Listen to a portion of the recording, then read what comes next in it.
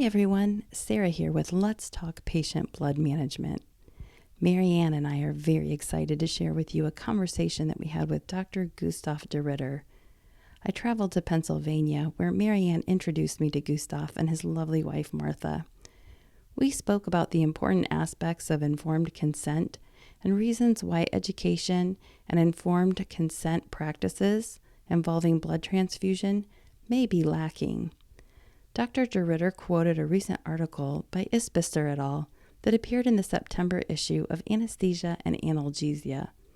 The article was entitled Patient Choice, Consent, Ethics in Patient Blood Management. We'll be sure to provide the link in the episode description. We discussed that when it comes to blood transfusions, what should be the default position and what should we be offering as the alternative. And we want to make it clear that we're not here to give you medical advice. The intent of this podcast is to give both healthcare professionals and consumers information regarding the important role that patient blood management plays in best outcomes in medical practice today, so that you can have better informed discussions with your physicians when it comes to your individual care. I think after this episode, you'll have a greater perspective on informed consent and informed choice.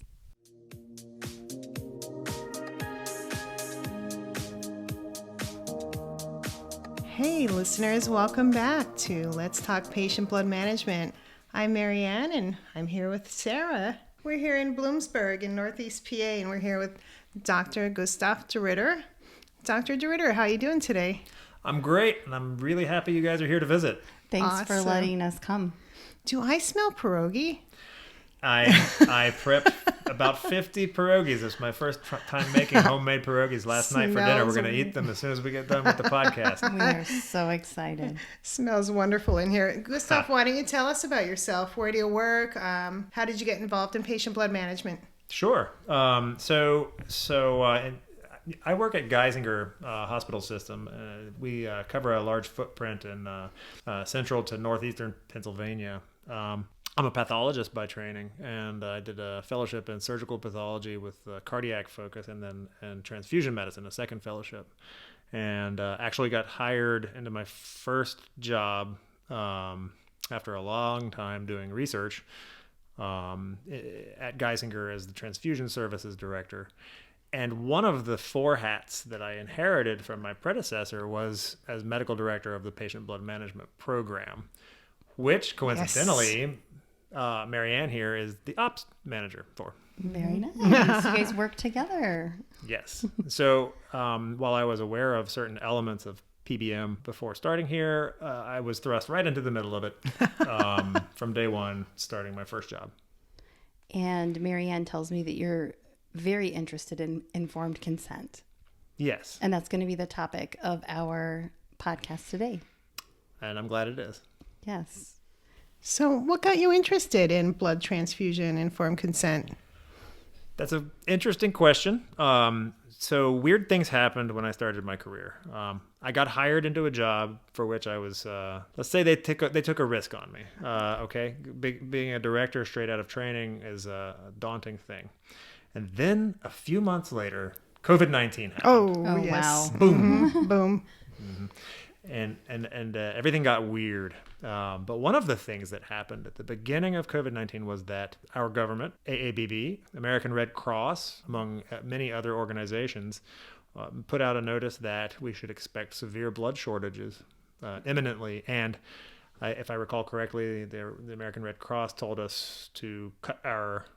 I may be getting my timelines wrong. I'm sorry, but cut our utilization by 25%, more or less immediately. I do remember when the letter went out in my organization for implementation of patient blood management, because we also have a patient blood management program, and so they were like, "Now's the time to use it. We need to cut our blood ordering." Mm-hmm. So.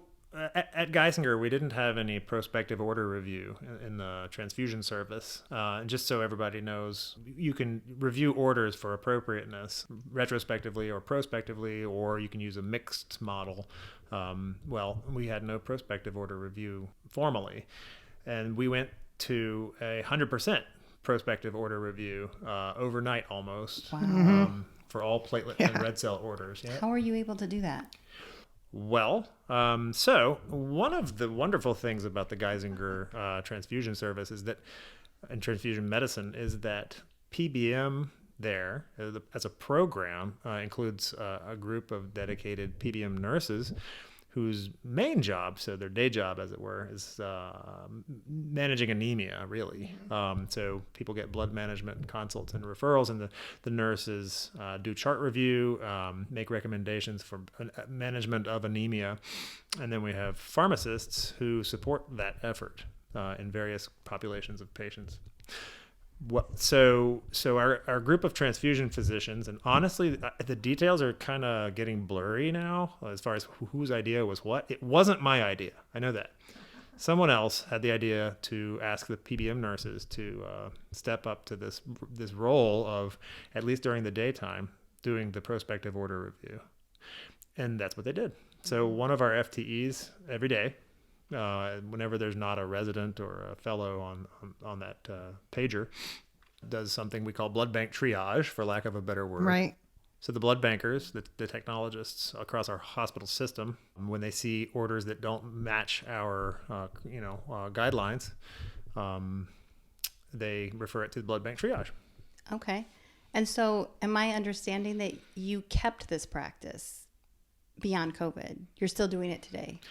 One might argue we're not beyond COVID, but true, very true. True. Yeah. Yeah. But yes, we're never going to let it go. I was versed in prospective order review in training. So I did my fellowship in transfusion at the University of North Carolina in Chapel Hill, where they've been doing prospective order review for decades. So I saw how well it could work. There, it's not a specific pager role, but rather just whichever resident or fellow is on service takes that first call, and they always have a resident or a fellow on service, and then if not, then it goes to the attending pathologist or hematologist, they depending on who's working at that moment. So yeah, no, it works well. We were able to decrease our utilization by carefully trying to examine adherence to guidelines and then understanding clinical needs for when we weren't adhering to guidelines. We found that we were able to reduce, and MaryAnn, step in here, correct me, but by at least 10% red cells and platelets by order review. Immediately. Yeah, there was a drastic reduction. Simultaneously, we implemented an emergency standard of care, like most hospitals did, with different levels of inventory danger. Basically, we had a green, yellow, red stoplight style protocol, and we've been in condition green almost the entire time since then. But condition green did include a little bit more careful thresholds than what we had been doing prior. Right. We've only had to escalate to yellow, I think, twice for a few days each during the entirety of the pandemic. But yeah, no, the prospective order review. No, let's get back to informed consent. Yes, Right, yes, the right, topic right. of the day. But Yeah. this is actually a very relevant question. It laid bare some holes in informed consent as it's practiced by really looking at when we see orders for blood products that don't make a lot of sense. Sometimes we find there's a good reason. Many times we find there's not a good reason. And at its core, we get a window into failure in the informed consent process. And so set the stage for me a little bit. Like, what exactly is informed consent? Informed consent in its poorest form, piece of paper or an electronic, document with a signature on it that has some boilerplate legal language essentially on it that a provider thinks is going to protect them from litigation. Okay, that is the minimal, inadequate informed consent. And now that's a informed consent is not supposed to be a document. That's the end point.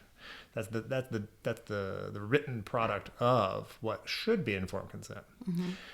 So to consent, that word comes from a Latin word meaning to feel together, consentire. This is supposed to be a shared decision making, or SDM as it's known, Right. process whereby a provider and a patient, and sometimes the patient's family, go over a lot of information to decide the best course for that patient at that time. So there are three main components to an informed consent discussion. It's the risks, the benefits, and the alternatives to something. We're talking about transfusion now, Right. of course. So it's really important that the provider approach the discussion in the framework of that patient's experience, understanding, educational, level, understanding of the disease, their underlying disease that might predispose them to a transfusion. It's very important that the provider be well versed in the actual risks, benefits, and alternatives to transfusion for that patient at that time, has to take the time to discuss all those elements with the patient, has to check in with the patient to make sure that they understood what has been discussed. And the patient has to be given the opportunity to ask their own questions, because you don't know what you don't know till you know it, right? So you don't know what that patient's concerns might be with this product or that product. Then alternatives. You need to be able to discuss the risks and the benefits of the alternatives to a thing. Whether that's a laparoscopic cholecystectomy or a transfusion of a packed red cell unit. So the provider needs to really explain the balance of risk of transfusion versus the risk of not transfusion, and they really have to understand the alternatives to transfusion, including fractions. And it seems like this is a long conversation. Is this a one-time thing or a yearly thing, or how long does this informed consent last? It depends. The answer is it depends. Every organization is going to have different rules around how long consents last in general, and they're typically going to apply their organizational standard to all consents. There's usually a difference for the inpatient versus the outpatient space.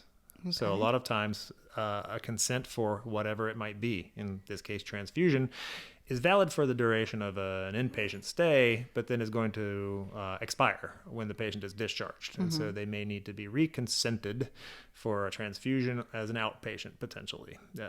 It depends. Let me take this moment to give you a quote from the very end of a really well-written, extensive essay, if you will, on what should be informed consent and how it, for transfusion and from a patient blood management perspective.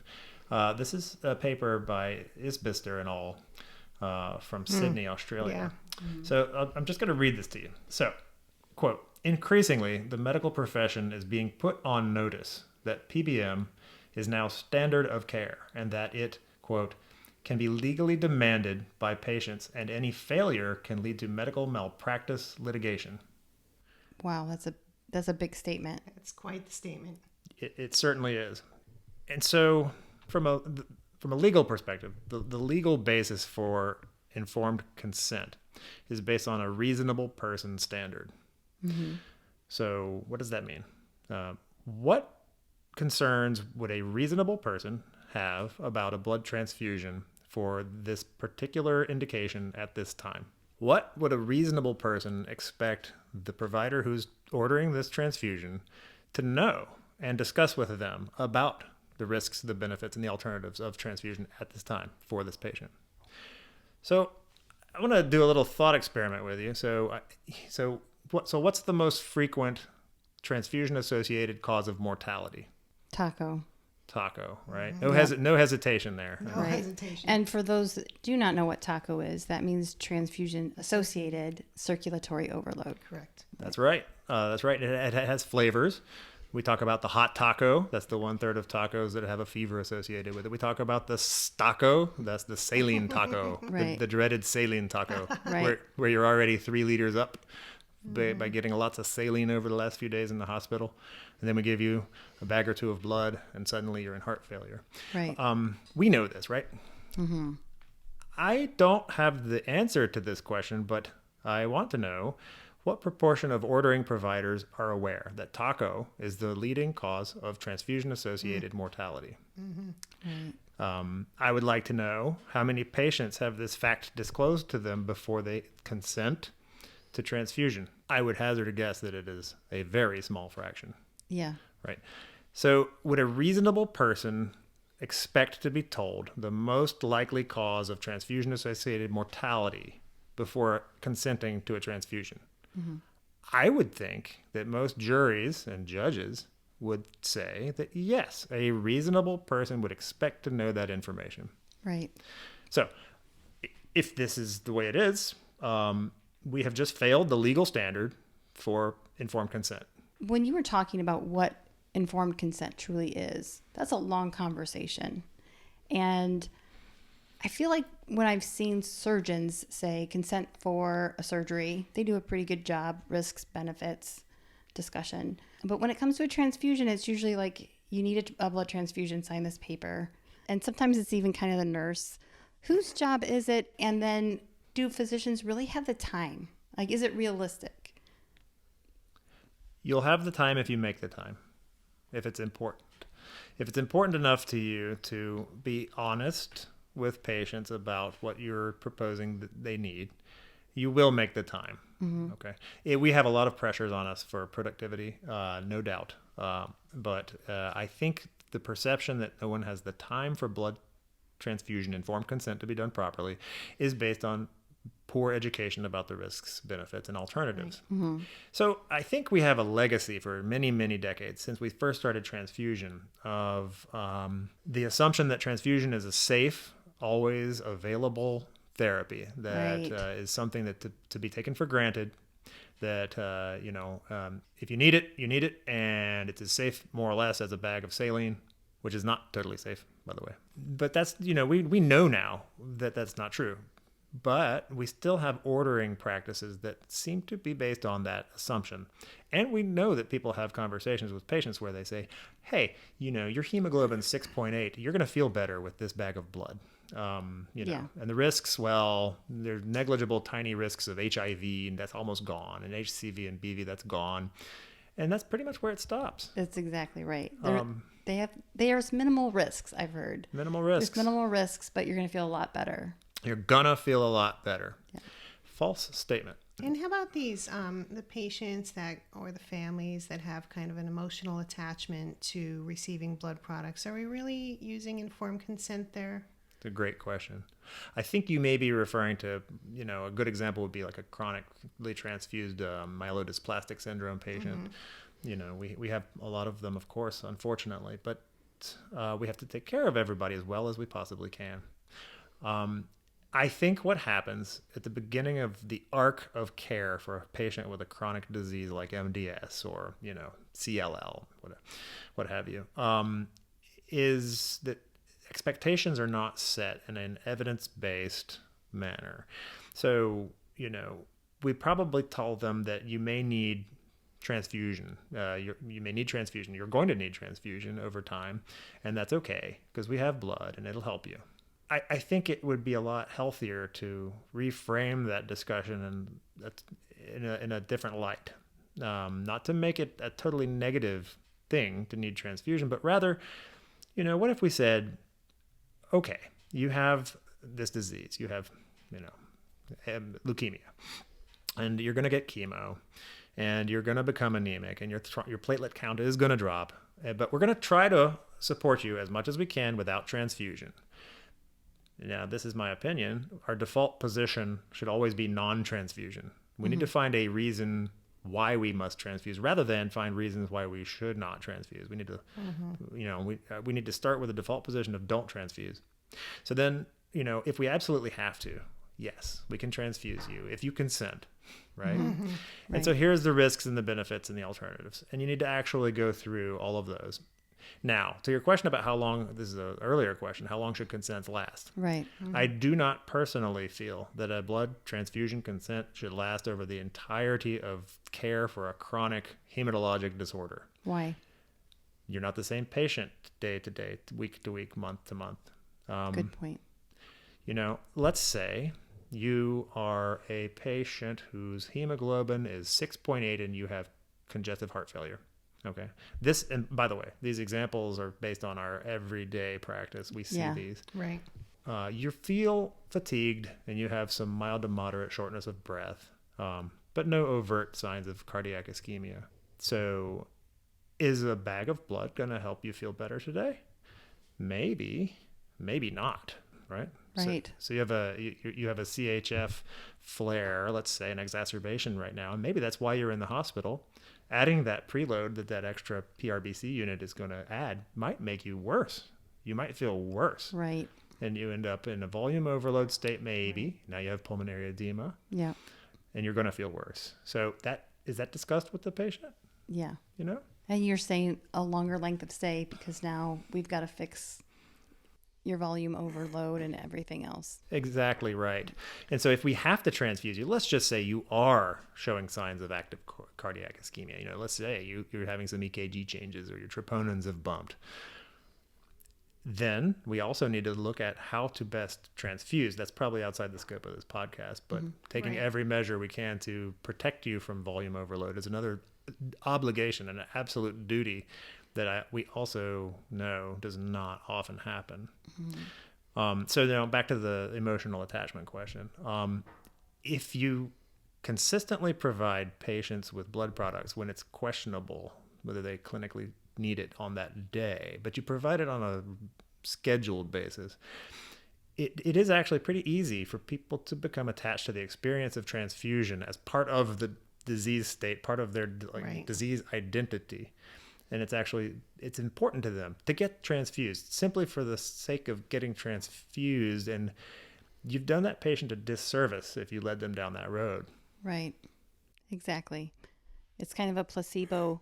They feel better emotionally, but they're not truly educated about their clinical picture or the risks and benefits that they're receiving. Absolutely right. You know, one other example that comes up all the time is prophylactic platelet transfusion.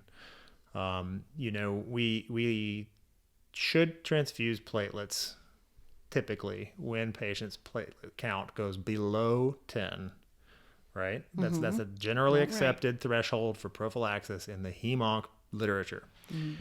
But we also know that people interpret the threshold of 10 very different ways. Some people always want to keep a patient above 10. That's how they think a threshold works. Some people only order the platelets when the platelet count is below 10. So not 11, not 10, below 10, right? But there's a perception of risk of patients bleeding if they're sitting around below 10. And we know if patients are down at 5 and below, there actually is significantly increased risk. But the patient with the platelet count of 15 going into the weekend who we're ordering a platelet for to, quote, tank them up, right, top them up. Because we want a nice weekend. Yeah. Because we want a nice weekend. And then we tell them that it's going to keep them safe from bleeding. That's not true.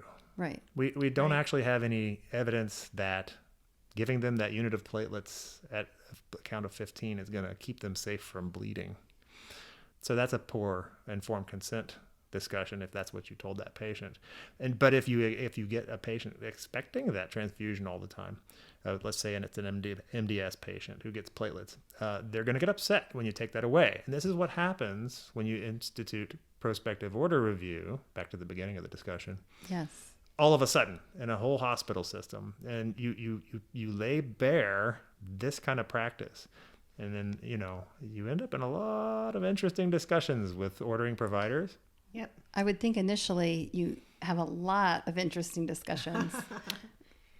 We had periods with, I don't remember the peak, but I mean 40, 50, more than that calls per day. The first day I personally did that, and in the first 10 hours we had 42 calls to the pager service for transfusing outside the guidelines. But it tells you how much we are transfusing outside the guidelines and how important it is to set that standard. They're there for a reason.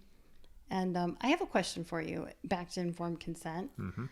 Can we make the process, can we streamline it? Like what I have seen in organizations is that they will include an informed consent for blood along with a surgical consent. Is that good practice? So this is my personal opinion. Yes. Absolutely not. It's difficult enough when you're focusing on a single task to get it done right. When you roll those tasks all together, if you're burying the blood consent within the surgical consent, and if it's a single signature on the entire bundle, there's no way anyone's going to be doing a good job of blood consent. That's a good point. Good point. Yeah. You could go ahead, MaryAnn. What about consent to decline transfusion? Should all organizations have that as part of a consent process? I think so. So one way you could do this is, let's say you have a surgical consent that needs to, you feel it needs to contain the blood consent. I think you can have sub-consents in there where, you would initial things that you want, initial things that you don't want. And I agree, MaryAnn. I think you should write that into your consent as a positive or a negative. So yes, I consent for blood products, or no, I actually am signing here that I refuse blood products. If you had to do your takeaway for healthcare professionals and for the healthcare consumer, what would your points be to take away from this conversation? So let's start with the healthcare consumer, the patients. I want patients to much more frequently, maybe always, question whether or not they should be transfused. You wouldn't just consent to a surgery. You're not just going to go consent to, getting your gallbladder taken out. Okay, back to that cholecystectomy, without actually believing and having a good explanation for why your gallbladder needs to come out. I want the public to know that transfusion of a blood product in and of itself is not good for you. Okay. We know if you're in a setting of clinical equipoise, meaning you may or may not need that transfusion. We know from thousands and thousands of patients in different groups, so cardiac surgery, oncology, we know that there's a negative effect of getting that blood product. We also know, of course, that if you're bleeding to death, you need transfusion, right? Right. So it's not that all blood is going to hurt you. Right. We keep it as safe as we possibly can throughout the entire blood industry. However, it is not a benign thing to do, just to transfuse blood products. I think if everyone knew that, a lot more of them would ask the hard questions and lead the provider to where the conversation needs to go. Yeah, I think asking for a true informed consent, like, hey, you haven't really discussed with me the risk and the benefits yet. So I think that's, important. How about for the healthcare professionals? Well, sadly, I think we have a failure in our educational system. Frankly, I don't think it's reasonable to expect an undereducated group of providers to actually perform a good informed consent. So how do we address that? I think as the blood industry, if you will, we are part of it. We need to become more visible and vocal in undergraduate medical education. There's also, by the way, we maybe don't have time to talk about it, but there's a large role that nurses play.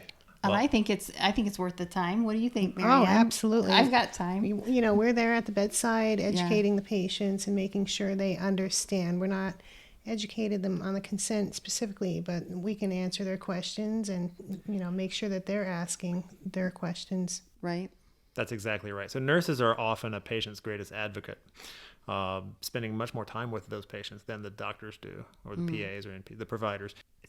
Not only that, so nurses are seeing these patients in clinic, right? So take that hem-onc patient who's going to be seen chronically in clinic, or that heart failure patient. There are always nurses interacting with those patients. And a lot of times the patient education is delivered by the nursing staff, right? I mean, I think we're all familiar with that experience.